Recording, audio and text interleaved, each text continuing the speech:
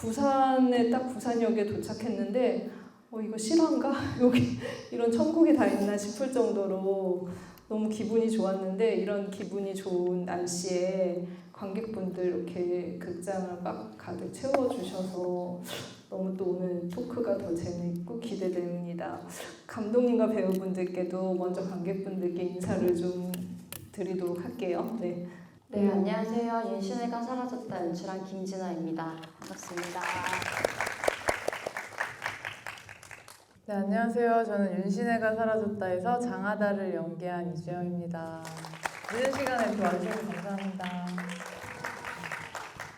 오늘 어떤 분들이 오셨을까 너무 또 궁금한데요. 저희 이제 이렇게 그러니까 뭔가 알려지신 분들 말고 관객분들은 또 어떤 사연 가지고 오셨을지 저희 토크하고 나서 질문 많이 해주시면 질문하시면서 같이 얘기 나누면 좋을 것 같습니다.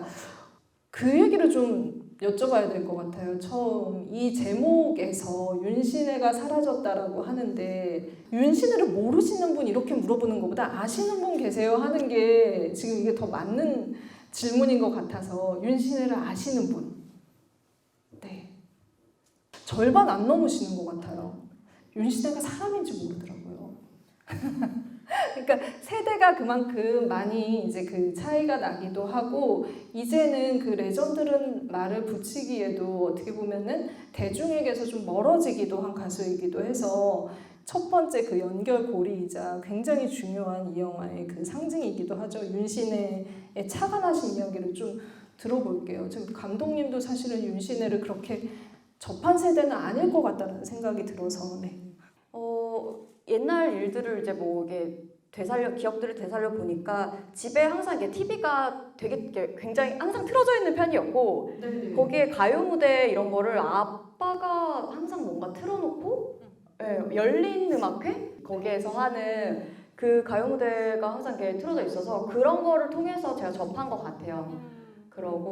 그러다가 이제 제가 이 시나리오를 쓰게 되면서 시나리오에서는 그냥 전설의 가수로 존재를 했었어요. 원래 시나리오상에서는.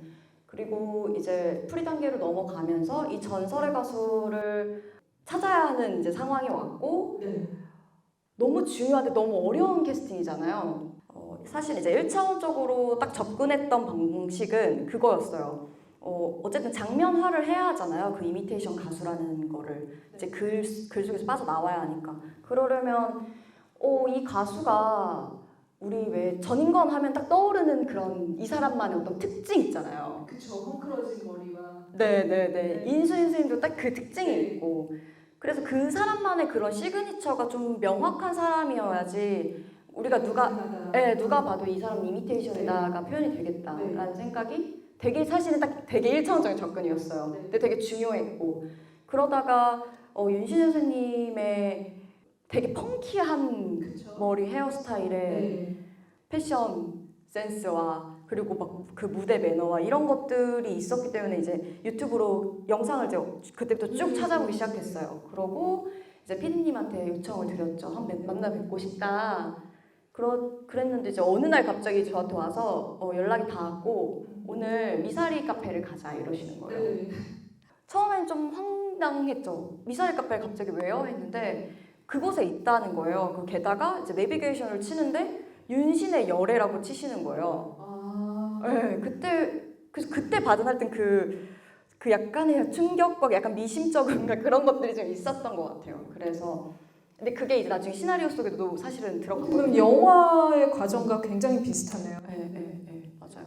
그래서 이제 그곳에 가게 됐고 들어갔을 때도 그런 라이브 카페라는 그런 형식의 그런 카페 자체를 제가 처음 가봐가지고 되게 생경했고 너무 독특한 거예요. 그래서 그때에 제가 받았던 그런 인상들을 잘 기억해뒀고 그 다음에 이제 선생님의 무대를 이제 봤을 때 윤신혜여야만 한다 이런 생각이 그때 들었던 것 같아요. 오히려 뒤늦게 어떻게 보면은 그 조용필이 사라졌다가 될 수 있었고 서태지가 사라질 수도 될 수 있었고 다양한 가능성 지금 말씀하신 뭐 인순이가 사라졌다 뭐 많았을 텐데 이제 진짜 공연을 직접 보고 나서 오히려 뒤늦게 그 배우에게 근데 진짜 80년대에는 진짜 레전드라는 말이 아깝지 않고 아까 말한 펑키한 그런 그 비주얼 한국의 티나 터너라는 수식어로 불렸던 가수이긴 해요. 근데 지금은 또 티나 터너도 얘기하려면 또 설명이 필요할 정도로 그래서 좀 약간 진입장벽은 있었을 것 같다라는 생각이 들어요. 윤신혜 하면 이제 모든 이제 그 지금 영화를 보는 즐겨 보시는 관객분들이 이미지를 알고 있어야지 이게 더 이렇게 감이 올 텐데 감독님한테 그게 혹시 장벽이 되지는 않았을까 싶기도 하거든요. 사실은 몰라도 된다라고 생각했어요. 그거는 영화 속에서 어쨌든 그 사람이 담기기 때문에 이 윤신혜라는 사람을 사전에 몰라도 이 사람이 갖고 있는 게 저는 확신이 섰기 때문에 이분한테 내가 느꼈더니 정말 알 수 없는 아우라라는 거였거든요. 저희 막 배우님들도 처음 만남이 다 그거였어요. 약간 와 이거였어요. 그냥 입이 약간 좀 벌어지는 그런 느낌이었어요. 어쨌든 그래서 이거는 관객들이 알건 모르건이 중요한 게 아니라 그냥 보면 알 수 있겠다, 느낄 수 있겠다라는 확신이 컸었어요. 감독님이 같이 이제 연기하시면서 그 이주영 배우가 보여준 그런 그 다채로운 거에 대해서 와 정말 장하다 정말 이주영 배우 캐스팅을 잘했다 느끼신 순간이나 어떤 장면들이 있다면 어떤 거였을까요? 장면이라고 하니까 지금 딱 떠오르는 게 있어요. 그 영화에서 거의 이제 끝부분인데 그 윤신혜 선생님이랑 이제 딱 마주하는 장면이 있잖아요. 거기서 엄마를 대신해서 이 장하다가 막 항변처럼 하잖아요. 그 장면이 그랬던 것 같아요. 이 장면은 사실은 제가 쓸 때 이 장면 자체를 내가 정말 왜 시나리오 쓸 때랑 또 만들고 나서 또 영화를 봤을 때 되게 제가 썼지만 다르게 의미가 읽히기도 하고 오히려 내가 그 영화를 통해 또 배우기도 하고 이 장면 사실은 이런 거였겠구나 이런 이제 경우들이 있잖아요. 그런 순간들이 있는데 그 장면이 저한테는 그랬거든요. 이게 사실은 이렇게 중요하고 이런 대목이었구나를 사실은 주영 배우님이 만드신 것 같아요. 제가 생각했을 때 되게 그래서 의외의 눈물 포인트고 저는 편집하면서 이상하게 거기서 울컥하더라고요. 그래서 이건 주영 배우님이 진짜 혼자 어떤 이거를 이 텍스트를 혼자 어떤 해석을 해서 나와는 조금 다르게 해석을 해서 이런 식으로 보여주셨구나. 이 씬은 진짜 온전히 배우님이 만드신 게 맞다 이런 생각이 들더라고요. 네, 배우들의 어떤 캐스팅을 통해서 그리고 또 연기를 통해서 영화의 톤이 이렇게 그 서서히 드러나고 마지막 최종 결과물 관객과 소통하기까지 다가오는 것 같은데 이번 작품 경우는 로드무비라는 형식 안에서 드라마를 펼치는데 그 연기를 할 때 그 형식 안에서 배우가 어떤 점에 어려운 지점이나 아니면 도전 지점, 즐거움 이런 것들이 있으셨는지. 그동안 그러니까 윤신혜가 사라졌다 이전에 이주영 배우는 윤신혜 이전 이전에 이주영 배우는 약간 캐릭터가 보여졌던 것 같아요. 그 캐릭터가 보여졌었는데 물론 이 장하다라는 친구도 엄청 캐릭터가 이제 되게 개성이 있는 친구지만 이주영이라는 배우의 어떤 인간적인 모습을 더 보여줄 수 있겠다라는 생각이 좀 들었어요.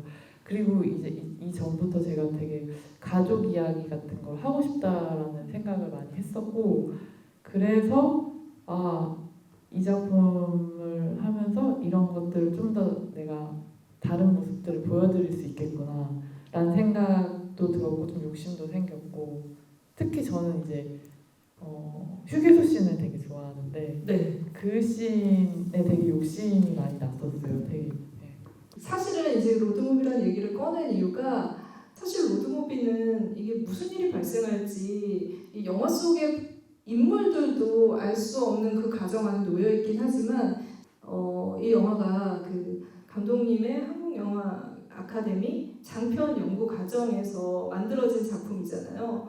그 부분에 있어서 어떻게 보면은 좀 더 내가 연출을 하는 데 있어서 어느 정도의 그 장점이 있었을 것 같다라는 생각이 들어서 도전 지점과 실제로 이제 이 안에서 연출을 한다는 게 어떤 도움이 되셨는지. 도움이 됐던 것보다 지금 이렇게 힘들었던 기억이 나죠. 일단 기억이 나는 것부터 얘기를 해보면 로드무비잖아 이 영화가. 그래서 로드무비는 진짜 그 우여곡절이 되게 중요하잖아요. 근데 사실은 이 영화를 쓰는 그 시점부터 모든 게 다 우여곡절이었거든요. 이 제작 과정 뭐 후반까지 단 한순간도 쉬었던 적이 없을 정도로 이 정도면 나 너무 심한 거 아닌가?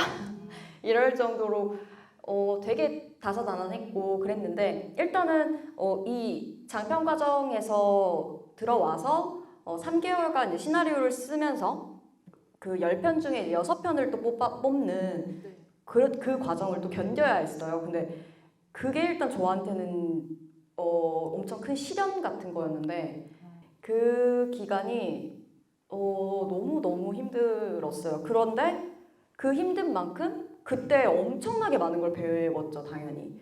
저는 일단 장편을 처음 써봤고 제가 이제 정규 과정을 졸업하고 그리고 그 다음에 다음에 바로 이제 이 장편을 도전을 한 거기 때문에 처음 써봐서 물론 제가 부족한 게 너무 많았죠. 근데 제가 약간 스타일이 그냥 몸으로 부딪히는 스타일이에요. 그래서 부딪혀야지 난 한다. 그러니까 제가 환경 속에 확 그냥 들어가 버리는 편이에요.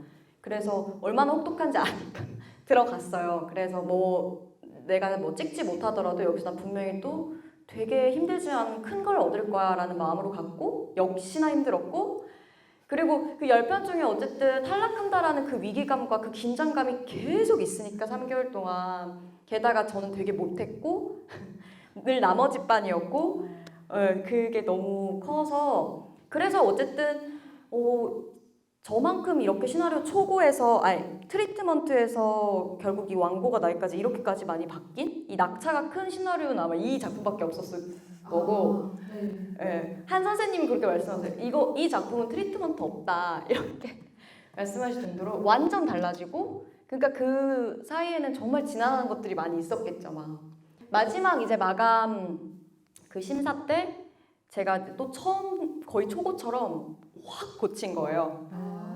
그때 장하다도 유튜버가 됐고 로드무비도 됐고 뭐 전설에 가서 사라지기도 하고 그 모든 것들이 그때 이제 되게 파편적으로 있었던 이야기들이 이제 딱 꿰어진 거죠 그때. 그래서 이지영 배우님께도 진짜 이제 그 윤신혜가 사라졌다가 그냥 홀로 있는 시나리오이기도 했겠지만 이제 그 김진아 감독님이라는 어떻게 보면은 그 장편으로는 처음 영화를 만드는 아직은 시나리오만 가지고 이 분한테 내가 같이 이렇게 콜라보를 할 것인가 말까를 결정하는 순간에서 아카데미라는 것이 가지고 있었던 중요성이나 어떤 그 결정을 하는 데 있어서 퍼센테이지가 어느 정도였는지 어떤 믿음이 생기셨는지. 뭔가 아카데미는 감독님들한테 되게 든든한 뭔가 백그라운드 같은 느낌일 것 같아요. 마치 배우가 좋은 매니지먼트가 있어서 이렇게 그런 힘을 얻는 것처럼 좀 그런 어떤 든든한 힘, 버팀목 같은 게 아닐까라는 생각이. 이건 완전히 아카데미 홍보용 문구인데요? 근데 실제로 배우분들이 많이 아카데미 작품을 하고 싶어 하시고 실제로 맞죠? 그렇죠. 그러니까 좀 뭐랄까 완전히 상업적인 영화 뭐 작품을 하시는 분들도 이렇게 뭔가 어떤 목마름이 있으시지 않을까. 근데 그런 생각도 들고 아카데미 작품은 이제 너무 약간 퀄리티나 이런 것들이 보증되어 있다는 느낌이었죠. 저는 좀 약간 이제 아카데미 자랑을 할 수 있는 질문들을 조금 드렸는데 지금 또 이렇게 관객분들도 궁금하신 점들이 많을 거예요. 일단 관객분들의 질문들을 좀 받으면서 이야기를 더 이어나가도록 하겠습니다. 영화 엄청 너무 잘 봤고 감독님께 질문 드리고 싶은 게 있는데 장하다의 이름 의미가 궁금하고 그리고 준옥이라는 캐릭터를 넣은 의미가 무엇인지 궁금합니다. 일단 장하다는 사실 되게 단순한 이유였어요. 저 초등학교 동창 중에 장하다라는 친구가 있었어요. 근데 그 친구랑 뭐 어떤 교류가 있고 뭐 이런 친분이 전혀 있는 친구는 아니고 제가 복도를 지나다가 그 신발장에 붙어있는 이름 보고 어느 순간 이 친구 장하다구나를 아는 정도였고 이 이름이 너무 좋아서 오래도록 사실은 기억을 하고 있었어요. 언젠가는 한번 캐릭터 이름으로 한번 쓰면 좋겠다 이렇게 생각을 했는데 이 시나리오를 쓰면서 문득 그 친구 그 장하다 이름이 생각이 나는데 너무 잘 맞는다는 느낌이 드는 거예요. 장하다는 그냥 이름만 불러도 칭찬받는 기분이잖아요. 그래서 장하다는 사실 그걸 되게 고파하는 사람인데 이걸 붙이면은 되게 아이러니하고 재밌겠다 이렇게 생각을 해서 네, 하게 됐어요. 그리고 준호 캐릭터는 생각해보면 처음에 생각을 했던 이유는 그거였던 것 같아요. 이 모녀가 싸우지도 않잖아요. 그 정도로 이 두 사람 관계에 어떤 온도도 온기도 없는 상태잖아요. 이 두 사람이 그렇다면은 시동을 걸고 그 시동을 걸기까지 사실은 뭔가가 필요하겠구나. 이거는 불가능할 정도로까지 저는 생각을 했기 때문에 이 두 사람 사이에 누군가가 이게 사람이면 좋겠고 이 두 사람의 중간에 껴서 뭔가 중간자 역할을 좀 했으면 좋겠다라는 생각이 약간 접삭제처럼 이어줄 수 있는. 네네. 그랬으면 좋겠다라는 생각도 있었고 되게 복합적인 이유인데 뭐 그것도 있었고 그리고 이미테이션을 어쨌든 1, 2, 3, 4를 이렇게 찾으러 다니는 얘기잖아요. 근데 이 가운데 어쨌든 이 1, 2, 3, 4가 윤신혜라는 사람으로 다 이렇게 이어져 있지만 되게 다 달랐으면 좋겠다. 다른 삶을 다 살고 있었으면 좋겠다라는 생각이 되게 강했어요. 그래서 이제 이 캐릭터 하나하나를 만들다가 이 사람쯤은 남자면 안 되나? 라는 생각도 했었고 그래서 이제 그게 이제 주목이 됐던 것 같고 근데 이제 앞서 말한 것처럼 그런 첫 번째 이유 때문에 좀 처음부터 같이 동행을 해서 계속 옆에 서로의 말들을 좀 전달을 하고 혹은 이 사람도 이해해주고 이 사람도 이해해주면서 각자의 마음을 또 열기도 하고 이런 역할이면 좀 좋겠다. 대신에 그러려면 이 사람도 되게 많은 어떤 우여곡절이 있어야겠다. 이 사람의 인생에도 굴곡이 좀 있어야겠다라는 생각을 했어요. 그게 이제 좀 이렇게 서랍 속에서 딱 이렇게 꺼내진 것 같아요. 주영 배우님은 이제 이 캐릭터들이 가지고 있는 가짜 진짜에 대한 얘기들을 어떻게 좀 받아들이셨는지도 좀 같이 엮어서 여쭤보면 좋을 것 같아요. 그 대사 하잖아요. 전 짝퉁 같은 거 안 할래요 하면서 할 때 이게 되게 와닿았을 것 같다는 생각 들었거든요. 연기를 하는 사람의 입장에서도. 근데 그 짝퉁 같은 거 안 해요. 저는 이 대사는 약간 진짜와 가짜의 어떤 그런 의미보다는 저는 엄마에 대한 뭔가 복수심에 차서 이제 그걸 되게 비하하면서 말하는 감정이라는 게 컸고 네. 그리고 이제 진짜와 가짜는 저도 이제 영화를 찍으면서 점점 그런 생각이 들더라고요. 엄마는 되게 이미테이션 가수고 그렇지만 되게 진심으로 항상 진정성을 갖고 하는 사람이고 하다는 진짜 그냥 리얼타임의 자기를 보여주는데 그게 진정성이 없잖아요. 그러니까 도대체 어떤 게 진짜고 가짜일까? 그냥 저도 그런 생각들이 들었어요. 진짜가 뭐고 가짜가 뭐고 그것도 아직도 저도 계속 생각하게 되는 질문인 것 같아요. 그리고 그리고 또 배우로서 이제 할 때 저도 이제 제일 중요하게 생각하는 부분은 이 장면이나 캐릭터가 가짜처럼 보이는 게 저도 제일 싫은 것 같아요. 싫고 제가 배우를 하기 전에도 항상 그렇게 약간 조금이라도 가짜라는 생각이 들면 몰입이 확 깨지더라고요. 그래서 항상 제가 배우로서 제일 중요하게 생각하는 부분이 이제 진짜 같고 리얼함 이런 걸 좀 저도 추구하게 되는 것 같아요. 씬 중에서 이제 고맙고 미안하면 항상 화를 내요 이렇게 질문이 있었잖아요. 근데 그 질문을 일단 처음에 어떻게 생각해 내셨는지가 너무 궁금하고 또 주영 배우님께서는 처음에 이 대사를 듣고 생각을 하셨을 때 어떤 반응을 하셨는지 궁금해요. 그 장하다라는 캐릭터를 잘 보여주는 사실 말인 것 같아요. 저도 이 사람이 어쨌든 이렇게 직선적인 사람이 아니잖아요. 이 캐릭터가 뭔가 이렇게 꼬여 있잖아요. 그래서 마음은 이러한데 이 진심을 바로 표현하는 법을 잘 모르고 혹은 근데 이 모름이 사실 진짜 몰라서가 아니라 제가 볼 때는 약간 방어 기제로 그렇게 된다고 저는 생각을 하고 있거든요.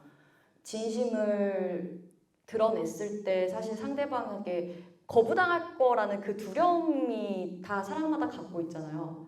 근데 하다는 어쨌든 그게 되게 그 정도가 좀 큰 사람이고, 왜냐면 뭐 순이라는 가장 가까운 사람에게, 이 가장 가까운 관계에게 어쨌든 애정을 진심을 보였을 때 크게 거부당하는 어떤 사건도 자기 기억 속에 있고, 이런 것들 때문에 지금의 하다가 되지 않았을까, 좀 방어적이고 뭔가 바로 얘기하지 못하고, 그리고 진심이 뭔가 앞에 떨어졌을 때 좋아하는 걸 좋아한다고 안 하고 그냥 달아나 버리고, 이런 사람이라고 생각을 해서. 근데 준옥은 그걸 또 알아주고. 네. 그래서 저는 하다가 되게 연기하기 진짜 힘든, 되게 까다로운 캐릭터라고 또 생각했어요. 네. 왜냐면 딱 그런 거 같거든요. 그걸 또 알아주니까 또 좋기도 해. 날 알아주니까. 근데 너무 많이 아는 건 또 너무 불편해. 네. 그런 마음이지 않을까. 근데 배우님한테 이런 얘기를 했을 때 너무 안다, 너무 그거 알겠다고 이해를 해주셔가지고 그렇게 잘 표현해 주신 것 같아요. 저는 이제 그 대사를 들었을 때 하다가 되게 뭔가 자기가 꽁꽁 숨겨놨던 거를 들킨 이제 기분이잖아요. 그래서 되게 놀라기도 하고 부끄럽기도 하지만 한편으로는 그걸 알아차린 사람에 대한 어떤 호감이 생길 것 같았어요. 준옥이에 대해서. 그리고 하다가 그렇게 약간 자기의 어떤 엄마에 대한 그런 상처들이나 그런 것들로 자꾸 삐뚤어지게 어떻게 이런 것들이 이제 발산이 되는데, 그런 하다에게 준옥이 같은 사람이 나타나서 참 다행이다라는 생각이 들었어요. 그래서 하다랑 준옥이가 유시연한테 2가 나오면 잘 이루어졌으면 좋겠다. 뭔가 이유를 생각하게 되는. 네, 알겠습니다. 네, 여기 두 번째 줄, 네, 관객분. 네, 감독님께서 최근 집이기가 되셨다고 하셨는데 집을 기계. 아, 집이 기계요? 네. 가장 많이 들었던 질문이랑 가장 특이했던 질문 뭐 있으셨는지 한번 물어보십시오. 지금 질문 되게 기억에 남을 것 같고요. 아까 전에도 저희 뭐 티타임 가지면서 제가 말씀드렸는데, 얼마 전에 포항을 다녀왔어요, 집이. 근데 다 지역마다 되게 달랐거든요. 관객분들의 반응도 그렇고 분위기도 그렇고 연령대도 그렇고. 근데 포항은 특히 조금 반가웠던 게, 저희가 그냥 엄마 아빠 뻘 되는 그 중장년층 분들이 되게 많으셨고, 한 50대 되시는 이제 여성분께서 너무 감명 깊게 봤다고 하시면서 이런 GV 처음 참여해 본다 그러면서, 감독이 일단 첫 번째 너무 어려서 너무 어려요. 막 생각보다 너무 어려서 너무 놀랬다고. 근데 참 인생에 대해서 이야기를 하고 있는데 이러시면서 저한테 인생관에 대해서 말씀해 달라고 하셔가지고. 이 영화를 보고 진짜 엄청난 감명을 받으신 거네요. 인생관. 이 안에 인생이 있다 이렇게. 맞아, 이 안에 인생이 있다. 인생관을 말씀해 달라 이러신 게 진짜 기억에 남고요. 네, 그리고 약간 황당한 질문일 수 있는데 그래도 재밌었어요. 한 5, 60대 되시는 이제 그 남성 그 분이셨는데, 아빠뻘 되시는 분이었어요. 그래서 너무 재밌게 봤다고 이렇게 해주셨는데, 과거 장면에 왜 그 옛날 캠코더 화면이 나오잖아요. 버튼들의 모양이 있잖아요. 근데 그거는 옛날에 보면 야한 비디오에 나온 버튼인데 이거 뭐 그런 거 의도한 거냐 해가지고 그래요? 그런 질문도 받아가지고. 영화 한 편을 만들고 나서 정말 다양한 질문들과 다양한 걸 구석구석 많이 봐주시는 것 같다는 생각이 드네요. 질문을 그러면은 여기까지 받고 마지막 인사를 좀 들어야 될 것 같은데, 다들 이제 궁금해하실 것 같아요. 앞으로의 계획과 또 이렇게 또 어떻게 영화 만들 것인지에 대해서 얘기를 하면서 또 오늘 오신 분들에게도 감사도 전하면서 좀 끝내보도록 할게요. 저는 이제 곧 작품을 이제 시작을 해서 딱 타이밍 좋게 이제 마지막 휴식이라고 해야 되나? 그 시간에 딱 놀러 왔어요. 그래서 이제 바쁘게 또 촬영하면서 또 작품 준비할 것 같습니다. 기대 많이 해주세요. 감사합니다. 네, 감사합니다. 감독님. 저도 이제 GV도 그렇고 이렇게 관객들과 만나는 자리가 뒤에 이제 몇 개 남지 않았어요. 그래서 왜 되게 재밌는 웹툰 보면 처음엔 언제 달고 하다가 나중에 막 몇 화 안 남으면 맞아요. 남은 화 이제 막 너무 아깝잖아요. 너무 막 귀해지고 그런 게 있어요. 그래서 오늘도 이 자리에서 이렇게 한 분 한 분 저 그래서 되게 사실은 막 이렇게 기억하려고 이렇게 굉장히 사실은 바라보고 있거든요. 오늘 관객들은 있기가 힘들 것 같아요. 제가 많이 지불해가지고. 네, 그래서 한 분 한 분께 정말로 이 시간까지 이렇게 함께 해주셔서 너무 네, 감사하고요. 다음에도 어쨌든 좀 또 골 때리는 사람들이 나와서 뭔가의 어떤 상황에 충돌하건 사람끼리 충돌하건 또 어떤 우여곡절을 겪는 그런 유머가 있는 그런 이야기를 또 해보지 않을까 싶고요. 네, 저도 네, 다음에 또 좋은 모습을 찾아뵙겠습니다. 네, 영화 아카데미 장편 연구과정 14기 이렇게 훌륭한 감독님이 배출이 되었고 또 많이 찾아주시면 한국 영화 아카데미의 이 훌륭한 크리에이터들이 만든 작품들을 계속 끊임없이 보실 수 있을 것 같습니다. 이렇게 늦은 시간까지 같이 정말 함께 해주셔서 너무 감사하고요. 우리 모두 오늘을 잊지 말기를 바란다는 말씀을 드리면서 그럼 오늘 자리를 마쳐보도록 하겠습니다. 감사합니다. 감사합니다.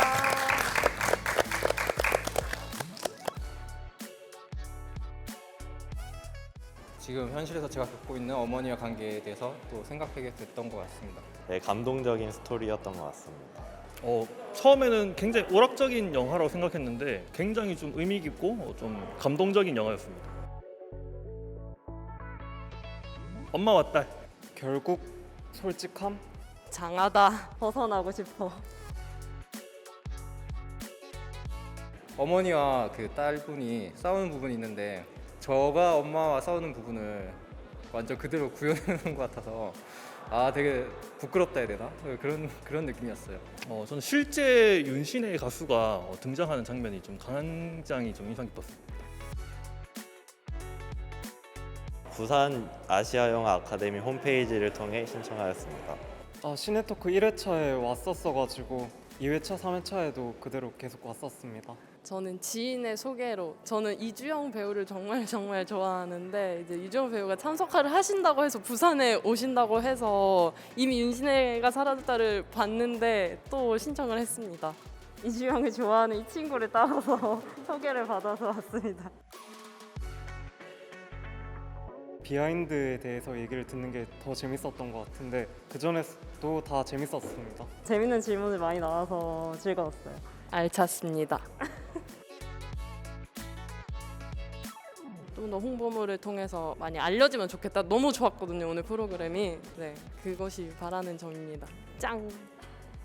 동의합니다. 다음 시네 토크는 다음 시네 토크는 다음 시네 토크는 다음 시네 토크는 어떤 영화예요?